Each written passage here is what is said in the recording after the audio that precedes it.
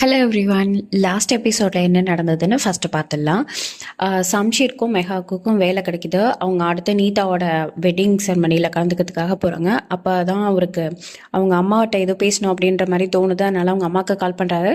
அவங்க அம்மாவுக்கு கிரிட்டிக்கல் இதில் இருக்காங்க அப்படின்னு சொல்லிட்டு அண்ணன் சொல்கிறாரு. உடனே சம்ஷீர் வந்து ஹாஸ்பிட்டலுக்கு போய் பார்க்கறதுக்குள்ளே அவங்க அம்மா இறந்துடுறாங்க. அவங்க பாடியை வீட்டுக்கு எடுத்துகிட்டு போயிடுறாங்க அப்படின்ற நியூஸ் அவருக்கு தெரிய வருது.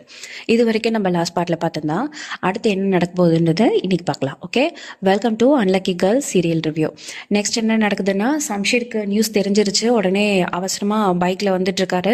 அதுக்குள்ள பாடியை வந்து அவங்க வீட்டுக்கு எடுத்துகிட்டு போயிடுறாங்க. அவங்க அப்பா ஃபர்ஸ்ட் டைமாக ரொம்ப உடஞ்சு போய் அவங்க அம்மாவோட ஃபோட்டோக்கு முன்னாடி நின்று அழுது ஃபீல் பண்ணிட்டு இருக்காரு. அப்போ அவங்க அண்ணன் வந்து பேசுகிறாங்க.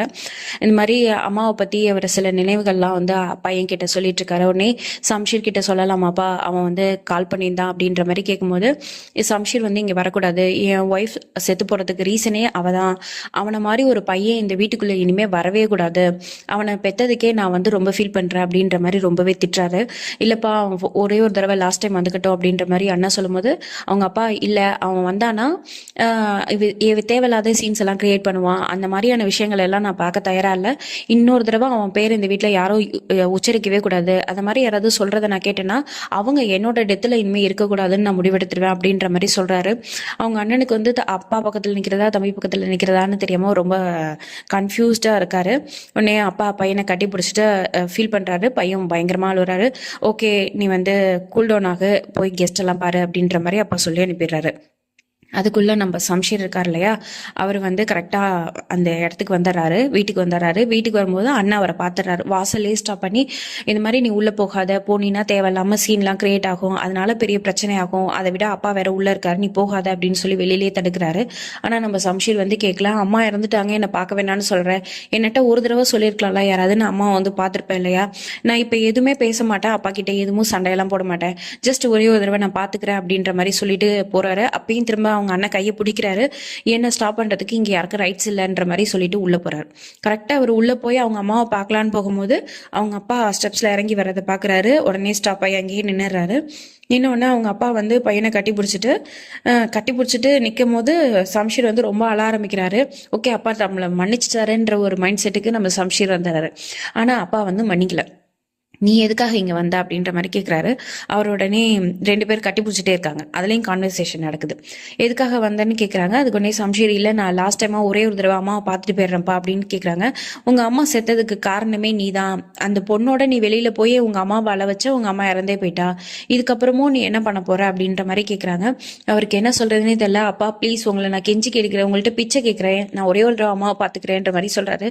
நீ இங்கே நின்று எதுவும் சீன் கிரியேட் பண்ணாத, தயவு செஞ்சு நீ வெளியில் போயிடு அப்படின்ற மாதிரி சொல்லிட்டு உடனே அண்ணனை பார்த்து சொல்றாரு, என்னோட பொறுமையா நான் இருக்கும் போதே அவனை சீக்கிரமா வெளியில போக சொல்லிடு அப்படின்ற மாதிரி சொல்றாரு. உடனே அண்ணன் சம்ஷீரை வந்து வெளியில கூட்டிட்டு வந்துட்டு விட்டுறாரு.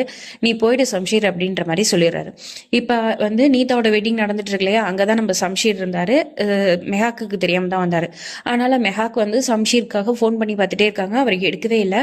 கடைசியில் அவங்க நீதாவை வந்து அந்த ஹஸ்பண்ட் வீட்டுக்கு அனுப்பி வச்சுட்டு அவங்க அம்மா அப்பாவும் வந்து மெஹா கிட்ட பேசலான்னு ட்ரை பண்றப்ப அவங்க அப்பா வந்து கேட்கிறாரு, நீயே கொஞ்சம் ஒரு மாதிரியா இருக்க, என்னாச்சு அப்படின்ற மாதிரி கேட்குறாரு. மெஹாக்கு இல்லப்பா எதுவும் இல்லை அப்படின்ற மாதிரி சொல்றாங்க. இல்லை பரவாயில்ல, என்னன்னு சொல்லுங்க. இல்லை, இங்கே தான் சம்ஷீர் இருந்தாரு, அவர் இப்போ கொஞ்சம் நேரமாக காணும், அதான் அவருக்கு ஃபோன் பண்ணுறானால ரீச் ஆகலை அப்படின்ற மாதிரி சொல்றாங்க. ஓகே வா, நானே உன்னை வீட்டில் விட்டுறேன் அப்படின்ற சொல்லிட்டு அவங்க வீட்டில் விடுறாங்க. கதவை திறந்து பார்த்தா சம்ஷீர் உள்ள வந்து தலையில கை வச்சுட்டு உட்காந்துருக்காரு. மெஹாக்கு ரொம்ப கோவம் வந்தது.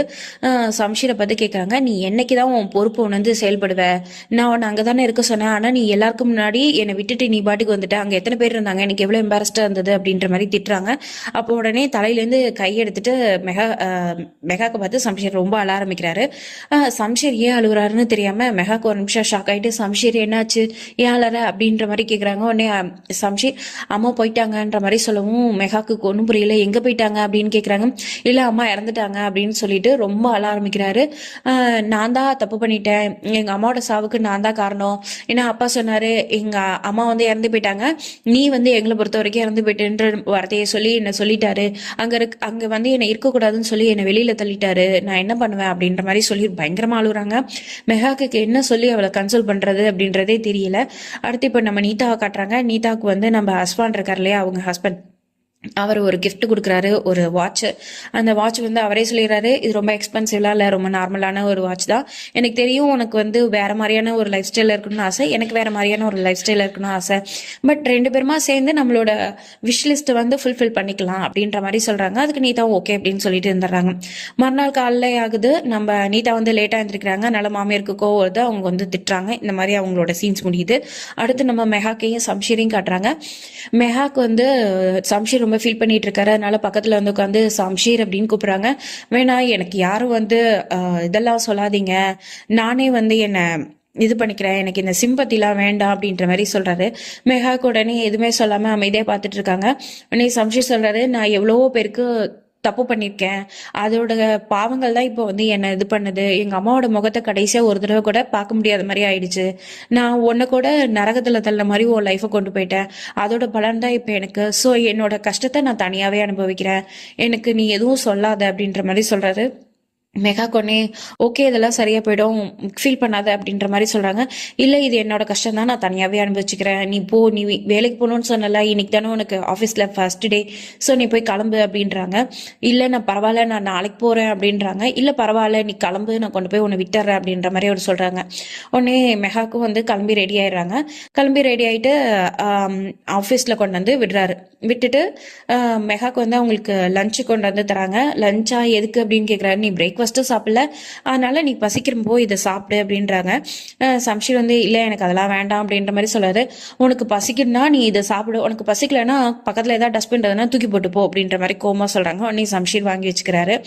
நீயும் இன்னைக்கு வேலைக்கு போறியான்னு சம்ஷீரை பற்றி மெகா கேட்குறாங்க. இல்லை, இன்னைக்கு நான் வந்து அம்மாவோட கல்லறைக்கு போகிறேன் அப்படின்ற மாதிரி சொல்கிறாங்க. மெகாக் ஷாக்காக பார்க்குறாங்க. ஏன்னா அவங்களோட கடைசி நேரத்தில் அவங்க முகத்தை தான் பார்க்கக்கூடாதுன்னு எல்லாருமா சேர்ந்து தடுத்துட்டாங்க. பட் அவங்க கல்லறையை போய் பார்க்கக்கூடாதுன்னு என்னை யாரும் தடுக்க முடியாது இல்லையா, அதனால நான் வந்து கல்லறை போய் பார்க்க போறேன் அப்படின்ற மாதிரி சொல்லிட்டு அவங்க கிளம்பிடுறாங்க. இப்போ வந்து மெஹாக் வந்து ஆஃபீஸ் போயிட்டாங்க. சம்ஷீர் வந்து கல்லறைக்கு வந்திருக்காரு. அவங்க அம்மாவோட கல்லறையை பார்த்து ரொம்ப சோகமாக, ரொம்ப அழுதுகிட்டே வந்து ஃபீல் பண்ணி பேசுகிறாரு. அம்மா, நீ என்ன ஒரே ஒரு தடவை கடைசியாக கூப்பிட்டுருக்கலாம்ல, நான் வந்து உன்னை பார்த்துருப்பேன்ல, நீ ஏன் என்னம்மா எனக்கு கூப்பிடல அப்படின்ற மாதிரி ஃபீல் பண்ணுறாங்க. பட் அவங்க அம்மா எவ்வளவோ தடவை சொல்லியிருப்பாங்க சம்ஷீரை பார்க்கணுன்னா, அவங்க அப்பா தான் வந்து முடியாது அப்படின்னு சொல்லிட்டு ரிஜெக்ட் பண்ணியிருப்பாரு. அது இவருக்கு தெரியாது இல்லையா, அதனால ரொம்பவே சொல்லி அழுகுறாரு. இப்போ எனக்கு யாருமே இல்லை இல்லையா, என் கஷ்டத்தையோ என்னோட சந்தோஷத்தையோ பகிர்ந்துக்கிறதுக்கு எனக்கு யாருமே இல்லை, நீ தானே எனக்குன்னு இந்த இப்போ என்னை சுற்றி யாருமே இல்லை, நான் தனியாக இருக்கேம்மா, எனக்கு ரொம்ப கஷ்டமாக இருக்கு. ஓ மடியில் படுத்து நான் என்னோட கஷ்டத்தையோ துக்கத்தையோ சொல்லிட்டாது இருந்திருப்பேனே, அதுக்கு கூட இல்லாமல் நீ போயிட்டியே அப்படின்ற மாதிரி ரொம்பவே ஃபீல் பண்ணி ரொம்ப கஷ்டப்பட்டு அழுகுறாரு. அப்புறம் சொல்கிறாரு, மெகா கூட இப்போ என் கூட சந்தோஷமாக இருக்காமா, நீ பார்த்த சம்ஷீர் இப்போ நான் இல்லை, நான் ரொம்பவே பெட்டராக இருக்கேம்மா, ஆனால் அது எதையும் பார்க்கறதுக்கு நீ இல்லையம்மா அப்படின்னு சொல்லிட்டு அழுகுறாரு. அடுத்து சொல்கிறாரு, இப்போ நான் யாருமே இல்லாமல் தனியாக இருக்கமா, என்னை விட்டு எல்லாருமே போயிட்டாங்க, நீயும் என்னை விட்டு போயிட்ட அப்படின்னு சொல்லிட்டு அழுதுட்டே ப்ரே பண்ணிட்டு அந்த இடத்த விட்டு கிளம்பிடுறாரு. அடுத்து நம்ம மெஹாக்கோட ஆஃபீஸை காட்டுறாங்க. ஆஃபீஸில் வந்து அவங்க ஒர்க் பண்ணிட்டு இருக்கும்போது ஒரு பர்சன் வந்து கூப்பிட்டு ஒன்று இந்த மாதிரி ஓனர் கூப்பிட்றாரு அப்படின்ற மாதிரி சொல்கிறாங்க. உடனே அவங்களையும் எழுந்து போய் பார்க்குறாங்க.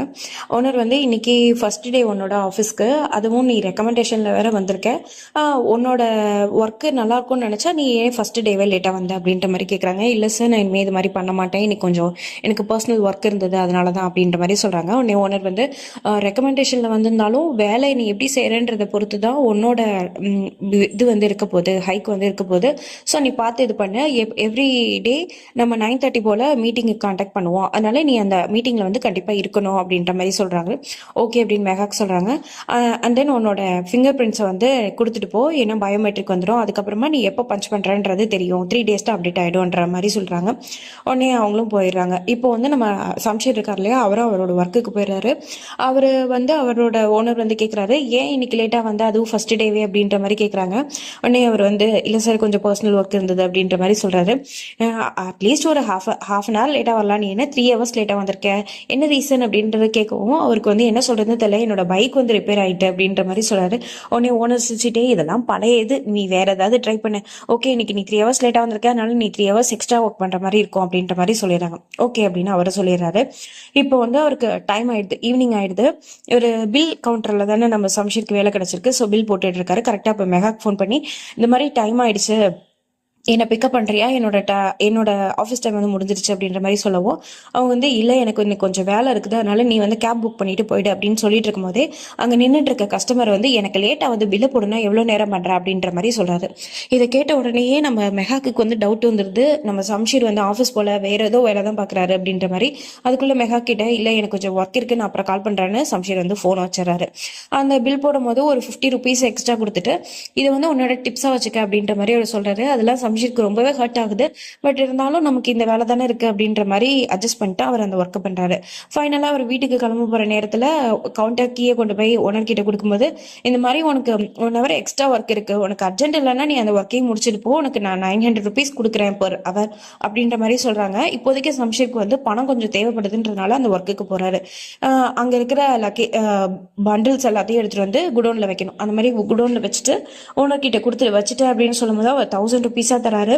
1000 ருபீஸா சார், என்கிட்ட 100 ருபீஸ் சேஞ்ச் இல்லை அப்படிங்கும்போது, இல்லை பரவாயில்ல இன்னைக்கு நீ ரொம்ப நேரம் ஹார்ட் ஒர்க் பண்ணியிருக்க இல்லையா, அதனால நீ 1000 வச்சுக்க அப்படின்ற மாதிரி ஓனர் சொல்றாரு. இதுக்கு பார்த்தோன்னே ஓகே அப்படின்னு சொல்லிட்டு ஹாப்பியாக வாங்கி வச்சுக்கும் போது கரெக்டாக மெகாக்கு ஃபோன் பண்ணுறாங்க. மெகா கிட்ட பேசுறதை பார்த்துட்டு ஓனர் கேட்குறாரு, உனக்கு கல்யாணம் ஆயிடுச்சா அப்படின்னு கேட்குறாரு. ஆயிடுச்சு அப்படின்றாங்க. உன் பேரண்ட்ஸ் கூட தான் இருக்கியா அப்படின்ற மாதிரி ஓனர் கேட்குறாரு.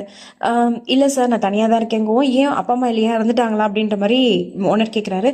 அம்மா இறந்துட்டாங்க ஆனால் அப்பாவுக்கு நான் இறந்துட்டேன் அப்படின்னு ஒரு ரொம்பவே ஹார்ட் டச்சிங்கான ஒரு வேர்டு சொல்றாரு. உடனே உனக்கு என்ன சொல்றதுன்னு தெரியல, ஓகே நீ கிளம்பு அப்படின்ற மாதிரி சொல்றாங்க. இதுக்குள்ள நம்மளோட நவாப் இருக்கார் இல்லையா, சம்ஷீரோட அப்பா, அவரை காட்டுறாங்க. அவர் வந்து போலீஸ் ஸ்டேஷன்ல உட்காந்துருக்காரு. ஆக்சுவலா அங்க இருக்கிற எஸ்ஐ வந்து சொல்றாரு, சார் வந்து எனக்கு ப்ரொமோஷனுக்கு கொஞ்சம் ஏற்பாடு பண்ணுங்க அப்படின்னு சொல்லிட்டு இருக்கும் போதே அந்த ஷீர் இருக்கார் இல்லையா, அந்த நம்ம கில்லர் ஒருத்தர் ஃபர்ஸ்ட் இதுல எல்லாம் வந்து மெகாக்க கொள்றதுக்கு ட்ரை பண்ணிருப்பார்ல, அவரை கூட்டிட்டு வராங்க. அவரை கூட்டிட்டு வந்தோடனே எஸ்ஐ வந்து, சார் நீங்க இவன் கூட பேசுங்க நான் வெளியில வெயிட் பண்றேன் அப்படின்ற மாதிரி சொல்லிட்டு போயிடுறாரு. அப்போ வந்து எனக்கு வர்ற கோவத்துக்கு உன் தோலையே உரிச்சிருக்கணும்டா, நீ பண்ண ஒரு சின்ன விஷயத்தால நான் எவ்வளவு பெரிய விஷயங்கள் எல்லாம் இழந்திருக்கேன்னு தெரியுமா என் லைஃப்ல அப்படின்ற மாதிரி நவாப் கேட்கிறாரு. அதுக்கு உடனே அவரு, சாரி சார் என்னை மன்னிச்சிடுங்க நான் செஞ்சதுக்கு அப்படின்ற மாதிரி சொல்லும் போது, ஓகே பரவாயில்ல, எனக்கு இப்போ ஒரு வேலை ஆகணும், இந்த வேலையை நான் யார்கிட்ட கொடுத்தாலும் அவன் செஞ்சிருவான், ஆனாலும் இந்த வேலையை நீ முன்னாடியே செஞ்சிருக்க, அதுக்காக தான் நான் உனக்கு கொடுக்குறேன், நீ பண்ண தப்பாலே இப்போ உயிரோட ஒருத்தி இருக்கா இல்லையா, அவளை நீயே கொல்லணும் அப்படின்ற மாதிரி அவர் சொல்றாரு. சொல்லவும் நம்ம ஷீர் வந்து ரொம்ப இதா பயந்து போய் பாக்குறாரு. அப்போனே, உன் பையன் தான் இறந்துட்டான், உன் முன்னாடி வந்து உயிரோட தான் இருக்கா இல்லையா, நாளைக்கு நீ பண்ண கார் ஆக்சிடென்ட் மாதிரியே உன் ஒய்ஃபுக்கு நடந்துரும், நான் சொல்றதை நீ செய்யலைன்னா, நீயும் உன் ஒய்ஃபும் உயிரோட இருக்கணும்னு நினைச்சினா நான் சொன்னதை நீ செஞ்சுதான் ஆகணும் அப்படின்ற மாதிரி ஏதோ ஒரு பிளான் பண்றாரு நவாப். இது எதுவுமே தெரியாம சம்ஷீரும் மெஹாக்கும் இருக்காங்க. இதோட இன்னைக்கு எபிசோட் முடியுது. நாளைக்கு அந்த ஷீர் வந்து யாரை கொல்றதுக்கு பிளான் பண்ணிருக்காங்கன்றதையும், அடுத்து மெஹாக் அண்ட் சம்ஷீருக்குள்ள நடக்க போற ரொமான்ஸையும் பார்க்கலாம். Okay bye.